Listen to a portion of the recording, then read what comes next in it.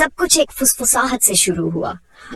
शुरुआत में क्लेयर को लगा कि ये हवा की आवाज है जो उसके 100 साल पुराने फार्म हाउस की दरारों से आ रही है, लेकिन वो आवाज हर रात ठीक 3:60 बजे आती थी, धीमी, बेचैन। उसने इसे नजरअंदाज करने की कोशिश की, सोचा कि शायद कोई सपना है या दिमाग की चाल। लेकिन एक रात उसने अपने बिस्तर के पास मोबाइल रखकर रिकॉर्डिंग की। जब उसने वो रिकॉर्डिंग सुनी तो उसकी रूह कांप गई। एक भारी, पास सी लगती आवाज में उसका नाम बार बार फुसफुसाया गया था। क्लेयर अकेली रहती थी, वहां और कोई नहीं था। उस घर में सिर्फ एक ही कमरा ऐसा था जिसे उसने कभी नहीं देखा था, गलियारे के आखिरी सिरे काला दरवाजा। जब से वह वहां आई थी वो दरवाजा हमेशा बंद और ताले में रहता था।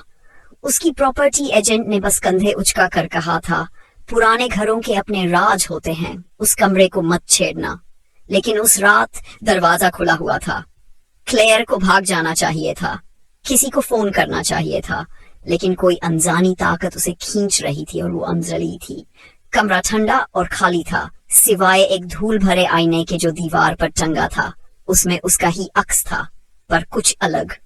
उसका प्रतिबिंब थोड़ी देर से चलता जैसे एक धड़कन पीछे हो, और उसकी मुस्कान उसकी अपनी नहीं लगती थी। अब फुसफुसाहट तेज हो गई थी और आईने के अंदर से आ रही थी। क्लेयर भागना चाहती थी, लेकिन उसके शरीर ने काम करना बंद कर दिया।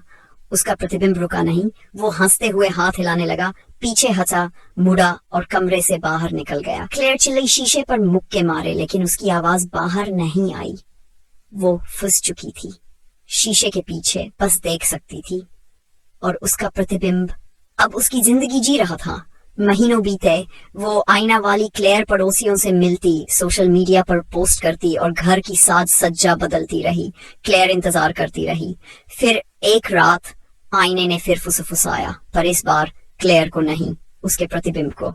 उस नकली क्लेयर की हंसी पहली बार टूट गई। वो डर गई। क्लेयर ने देखा कि उसका प्रतिबिंब चिल्लाने लगा, अपना चेहरा नोचने लगा और भागने की कोशिश करने लगा, लेकिन शीशानी जैसा लहराने लगा और आईने ने उसे खींच लिया।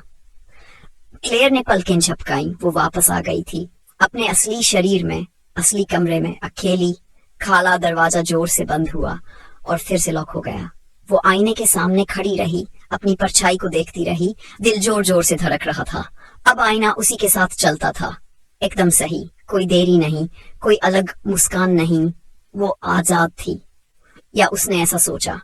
उसी रात 8 बजे फिर से वो फुसफुसाहट सुनाई दी, लेकिन इस बार वो नाम लेकर क्लेयर को नहीं पुकार रही थी, वो तुम्हारा नाम ले रही थी।